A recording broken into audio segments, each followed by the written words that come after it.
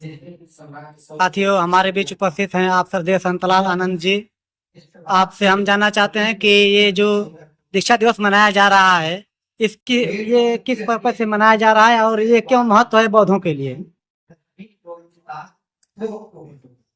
आज के दिन जी बाबा साहब जो हमारी बौद्ध विरासत जो लुप्त हो चुकी है, बौद्ध विरासत को बाबा साहब डॉक्टर अम्बेडकर ने 14 अप्रैल 1956 को नागपुर में लगभग 10 लाख अनुयायियों के साथ उन्होंने दीक्षा ग्रहण किया और इस बौद्ध विरासत को उन्होंने भारत को वापस किया।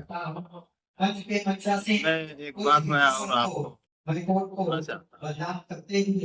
बाबा साहब डॉक्टर अम्बेडकर को जो दीक्षा दिलाने वाले थे, धम्म दीक्षा, और सभी संतवाणी जी, तो उनको उन्होंने सबसे पहले कहा कि आप बोलिए बुद्धं शरणं गच्छामि। तो बाबा साहब ने बोला धम्मं शरणं गच्छामि, उसको भी बाबा साहब ने बोला है। लेकिन चंद्रवाणी ने जब कहा कि आप बोलिए संघं शरणं गच्छामि, बाबा साहब मौन। फिर चंद्रवाणी जी ने 3 बार इसको दोहराया तो बाबा साहब नहीं कुछ बोला। लगा कि मामला कोई गंभीर है, इसकी बात अगर 3 बार बोली जा रही है, उसका उत्तर नहीं आ रहा, तो कुछ न कुछ बात है।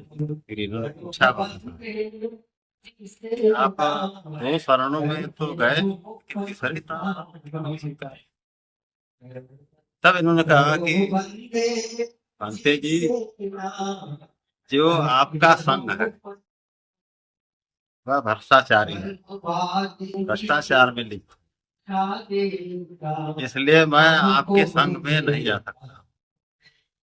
अब आप देखिए, बाबा साहब ने आपके संघ को बोला, तथागत के संघ को नहीं बोला कि आज आपका जो संघ है वो भ्रष्टाचारी है, इसमें आप संघ पूरा लिप्त है, ऐसे संघ में आप जाना पसंद। तो ये बातें महाराष्ट्र भिक्षुओं लगेगा कि हमारी आलोचना हो, लेकिन ये बातें महाराष्ट्र सरकार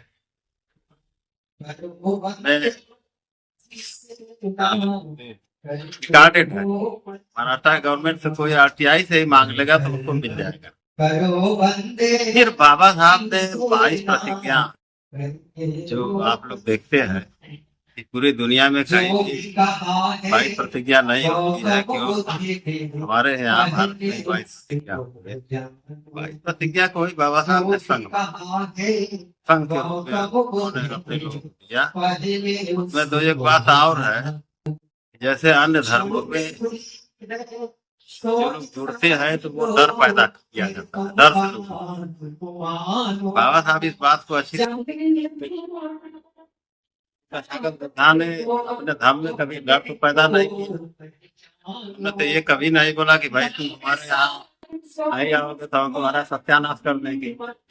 तो बाबा साहब ने अपने समाज को, बाबा साहब अच्छी तरीके से जानते थे, 22 प्रतिज्ञा वह एक बंधन बना दिया। इस बंधन में बंद करके लोग बाबा साहब के साथ में जब बाबा साहब ने धम्म दीक्षा लिया तो उस समय लाखों अनुयायी थे। आज तो अगर वो लाखों अनुयायी अगर प्रचार प्रसार करते हैं तो बौद्ध धर्म का तेजी से प्रचार प्रसार होता, मगर उनका अता पता नहीं था। उनके बारे में आपकी बात सवाल बहुत बढ़िया है। मैं इसके पीछे आपको एक घटना बता रहा हूँ। जब इस देश में कार्ल मार्क्स की मृत्यु हुई थी तो उसके समर्थक केवल 16 उसकी मृत्यु हुई थी, उसके समर्थकों की संख्या 16। और बाबा साहब जब धम्म दीक्षा ग्रहण कर रहे थे तो इनके समर्थकों की संख्या लोग 10 लाख बताते हैं। अब वो 10 लाख लोग और वो 16 लोग, कार्ल मार्क्स के 16 लोगों ने कार्ल मार्क्स के विचार को पूरी दुनिया में फैला दिया। और कार्ल मार्क्स का विचार दुनिया को, आधी दुनिया को अपनी मुट्ठी में कैद कर लिया। ऐसा क्यों हुआ? क्योंकि जो मार्क्सवादी विचारधारा के जो लोग थे वो मार्क्स को, कार्ल मार्क्स को अपना एक तरह से देवी देवता नहीं मानते। और हमारे समाज में जो बाबा साहब को क्या लोग करते हैं कि बाबा साहब को एक देवता,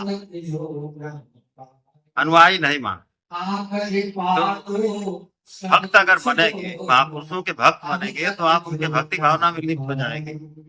तो जितने लोग थे मेरे हिसाब से वो बाबा साहब की भक्ति भावना में लिप्त हो गए, और उनके अनुयायी जो बचे खुचे हैं वही इस बुद्धि को लेकर के चल रहे हैं। जब अनुयायी बनेंगे तो आप अपने महापुरुषों के विचारों को जानेंगे, जब आप भक्त बनेंगे तो आप उनकी भक्ति भावना में लिप्त हो जाएंगे।